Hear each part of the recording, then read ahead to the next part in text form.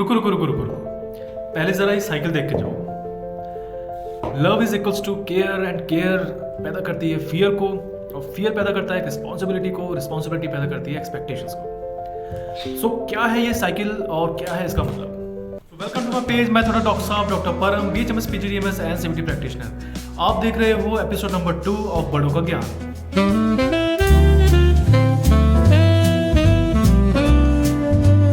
जैसा कि मैंने आपको बताया कि ये साइकिल लव से शुरू होती है और रिस्पॉन्सिबिलिटी पे खत्म हो जाती है, बट इस साइकिल की एक ब्रांच और है जो कुछ ऐसे दिखती है।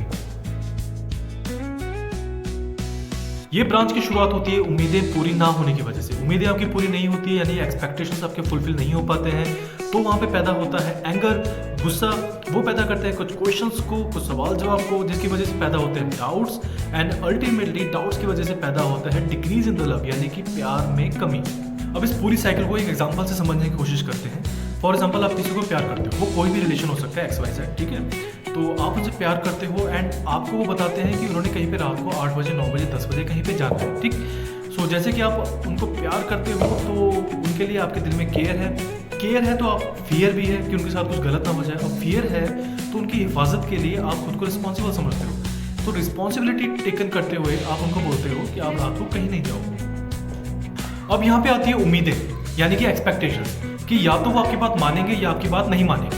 अगर तो उन्होंने आपकी बात मान ली और बोला कि ठीक है मैं नहीं जाती या नहीं जाता, तो ये साइकिल फिर से शुरू हो जाती है लव वाले फेज से। ऑन द अदर हैंड, अगर उन्होंने आपकी बात नहीं मानी, तो यहाँ से शुरू होती है वो ब्रांच, यानी कि anger, questions, doubt and the decrease in the love.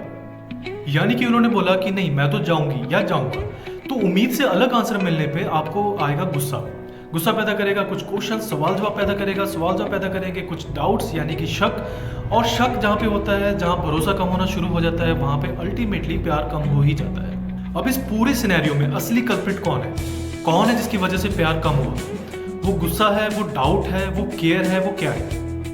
मैं आपको बताता हूँ, वो है एक्सपेक्टेशंस, यानी कि उम्मीदें रखना। अब ये एक्सपेक्टेशंस का खुशियों से क्या लेना देना है?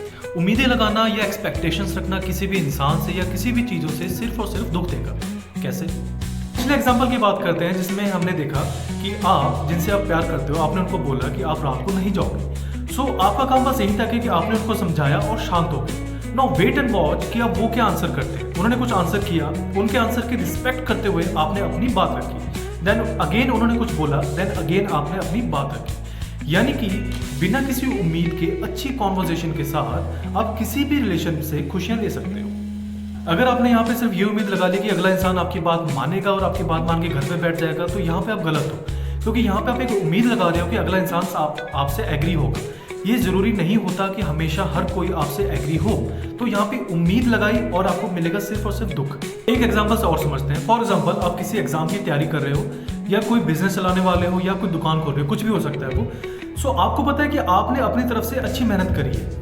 आपको यहाँ पे कोई उम्मीद नहीं होनी चाहिए कि रिजल्ट पॉजिटिव आएगा या रिजल्ट नेगेटिव आएगा। आपने एग्जाम दिया 100 मार्क्स का, आपने अपने आप से उम्मीद लगा ली कि मेरा तो बहुत ही अच्छा हुआ है, मेरे तो 98 100 में से आएंगे ही आएंगे। अब यहाँ पे आपके आ रहे हैं 88, पास तो 60 वाला भी है, बट ये तो 10 मार्क्स का डिफरेंस होगा ना, कि उम्मीद आपको 98 की थी बट आ रहे हैं 88। ये डिफरेंस आपकी खुशियाँ छीन लेगा। Moral of the story, life is so unpredictable. अगले मोमेंट में आपके साथ क्या हो जाए, आपकी लाइफ के साथ क्या हो जाए, ये किसी को नहीं पता। वो कहते हैं ना कि not everything is in your hand. मैं कहता हूँ nothing is in your hand. अगर आप रिलीजियस हैं या स्पिरिचुअल हैं तो आप मेरी बात को समझ पाओ। लाइफ से, लोगों से उम्मीदें लगाना छोड़ दो। अगर आप उम्मीदें लगाना छोड़ दोगे तो पॉजिटिव और नेगेटिव आपको एक जैसे लगना शुरू हो जाएगा, जिसकी वजह से आपको दुखी होने वाली आपके लिए कोई बात रह ही नहीं जाएगी और आपके लिए सब कुछ नॉर्मल हो जाएगा। और इसी के साथ ही जो मेंटल स्ट्रेस है वो भी कम हो जाएगा। वो मेंटल स्ट्रेस जो आपने बहुत ज़्यादा उम्मीदें लगा के आपने एक मेंटल स्ट्रेस ले रखा है, वो खत्म हो जाएगा और लाइफ बहुत ही स्मूथली चलना शुरू हो जाएगी। हालांकि बहुत ही मुश्किल होता है एकदम से उम्मीदों को ख़त्म कर देना, बट आज से ही कोशिश करो कि आप अपनी उम्मीदों को कम करें और धीरे धीरे से ख़त्म करें, ताकि ये खुश होना, दुखी होने वाला जो डिफरेंस है ये ख़त्म हो जाए, आपके लिए सब कुछ नॉर्मल हो जाए और लाइफ को आप बहुत ही नॉर्मली जी सको। तो इसी के साथ मैं लेता हूँ आपसे अलविदा। बाहर का खाना छोड़ें, घर का खाना खाएं, हंसते रहें, मुस्कुराते रहें, and keep supporting your dog साहब।